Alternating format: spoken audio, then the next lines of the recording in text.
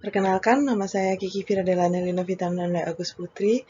Kali ini saya akan mempresentasikan tentang pengembangan sistem validasi data pelanggan pasang baru. PT Telkom Akses.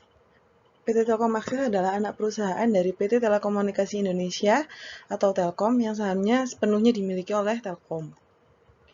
Nah, PT Telkom Akses ini bergerak dalam bisnis penyediaan layanan konstruksi dan pengelolaan infrastruktur jaringan. Salah satu layanan yang dimiliki oleh Telkom Akses adalah IndiHome.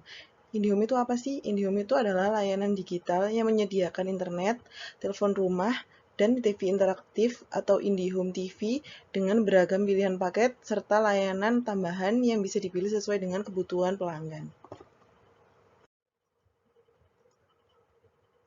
Kebutuhan penduduk terhadap penggunaan internet.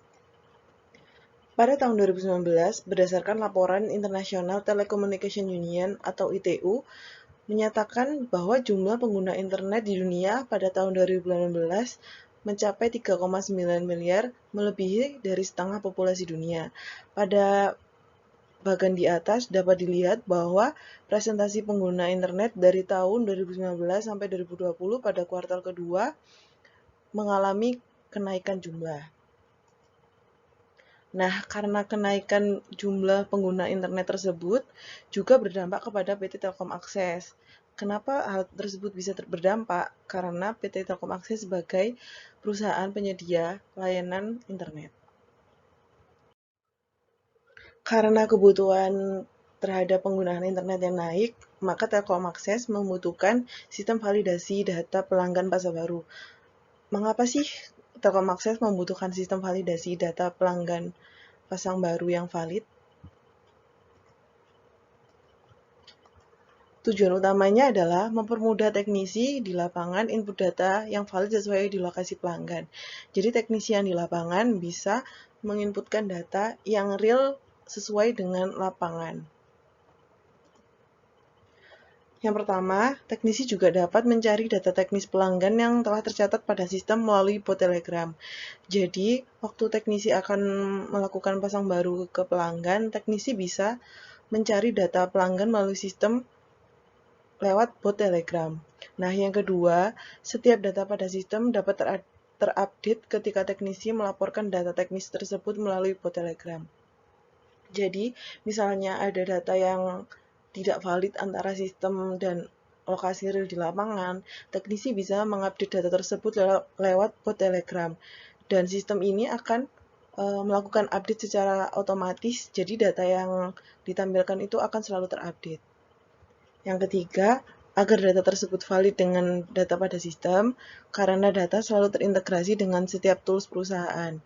Nah, di perusahaan PT Telkom Akses ini kan banyak sekali tools yang menggunakan data pelanggan. Bot ini juga bisa membantu validasi data pelanggan yang terintegrasi dengan tools lainnya sehingga akan menguntungkan proses bisnis di divisi lainnya.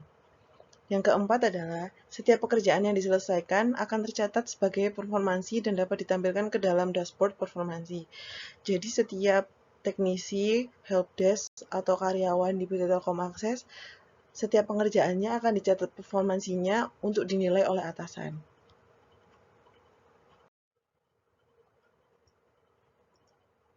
Nah, dari sistem validasi data itu kan jadi akan dibuat semacam web yang terintegrasi dengan bot di Telegram. Kenapa kok terintegrasi dengan bot di Telegram? Karena teknisi pada lapangan itu lebih mudah untuk komunikasinya lewat di Telegram.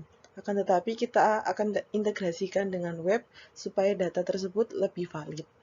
Nah, ini tampilan awal dari web sistem validasinya. Ada menu sign in, kita masukin username sama password. Di web ini ada beberapa tipe user yang punya privilege beda-beda.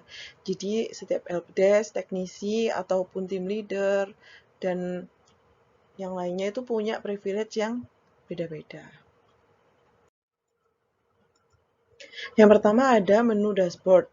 Nah, menu dashboard ini menampilkan status-status order pada filter tanggal yang dipilih. Jadi misalnya filter tanggal yang dipilih dalam kurun waktu 1 hari, dia akan nampilin status order itu sampai mana. Misalnya, pada hari tersebut ada berapa order yang statusnya open, ada berapa order yang statusnya in progress, ada berapa order yang statusnya eskalasi, statusnya komplit, dan statusnya di reject, itu akan ditampilkan pada menu dashboard.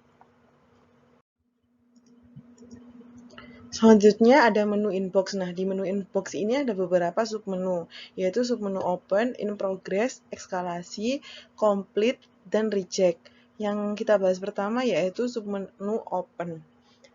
Submenu open ini akan menampilkan order-order yang memiliki status open. Apa sih status open itu? Berarti status open itu misal ada permintaan pasang baru di alamat A.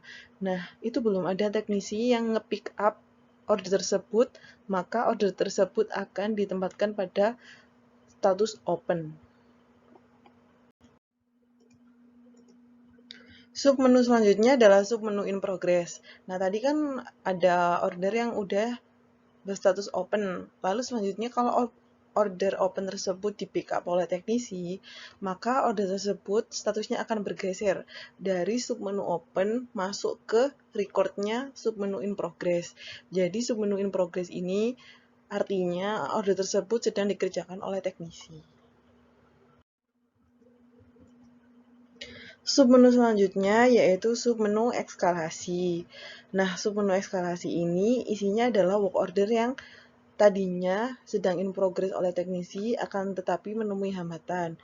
Misalnya, karena data yang ada di sistem itu nggak valid sama kayak di lokasi, jadi order tersebut kena fallout. Fallout itu artinya nggak sinkron antara data yang di lokasi sama di sistem. Nah, itu akan dieskalasikan oleh teknisi dan masuk ke record submenu eskalasi. Submenu eskalasi ini nantinya akan dicek oleh helpdesk untuk dieskalasikan kepada divisi yang terkait. Nah, yang selanjutnya ini adalah submenu komplit. Nah, submenu komplit ini adalah order yang statusnya udah komplit. Jadi order pasang baru yang udah selesai dikerjakan oleh teknisi. Misal, order tersebut dari in progress bisa langsung ke submenu komplit kalau dia nggak menemui hambatan sama sekali. Akan tetapi juga bisa order tersebut sudah melalui eskalasi dan sudah mendapatkan jawaban atau resolve, lalu order tersebut akan masuk ke dalam subkomplit. Selanjutnya adalah submenu reject. Nah, yang terakhir submenu reject di menu inbox. Submenu reject ini berarti order-order pasang baru yang di reject pada saat proses eskalasi. Kenapa kok bisa di reject? Biasanya order-order yang di reject itu order yang harus melalui eskalasi tim expert. Jadi order tersebut di reject, nantinya setelah dieskalasi ke expert, di resolve, maka akan di input ulang. Atau order yang di reject itu adalah order yang harus mendapatkan penanganan secara langsung di lokasi. Misal karena jaringan yang belum bisa atau belum memenuhi standar, maka order tersebut tidak bisa dilanjutkan dan harus di reject. Yang terakhir adalah menu report. Nah, menu report ini adalah record dari pengerjaan teknisi dan helpdesk pada kurun waktu yang ditentuin melalui filter. Jadi misalnya di filter hari ini, maka akan tampil report dari hari ini. Ada berapa order yang close hari ini, ada berapa order yang eskalasi hari ini. Ini tampilnya di report. Nah, di report ini biasanya yang akan ditanyakan oleh organik atau oleh tim leader.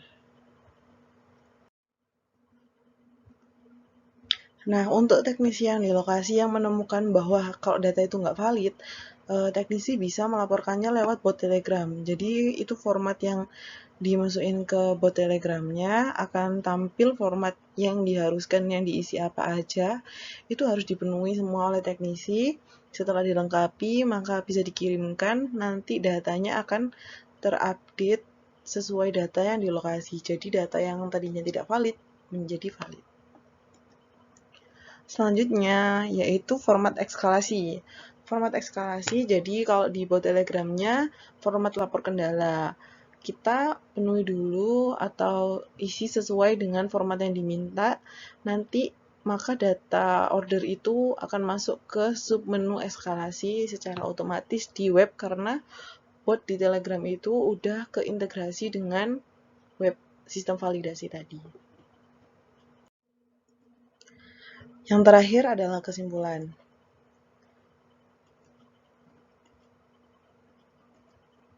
Nah, yang didapatkan oleh PT Telkom Akses karena pembangunan sistem validasi data pasang baru itu, yang pertama adalah PT Telkom Akses memiliki sistem bot Telegram yang terintegrasi dengan web dashboard untuk membantu petugas lapangan dengan menyediakan data-data yang valid.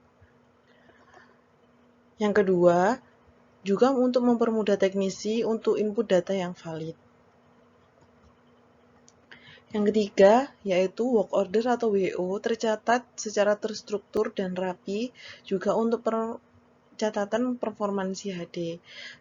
Jadi, data yang ada yang valid sudah tersedia di web, juga data yang belum valid bisa di repair oleh teknisi melalui bot tersebut untuk divalidasi lagi. Terus juga untuk helpdesk dan teknisi bisa lebih enak karena performansi kita akan tercatat pada web tersebut. Sekian presentasi saya tentang pengembangan sistem validasi data pasang baru. Bila ada kurang atau kesalahan kata, saya mohon maaf. Terima kasih banyak.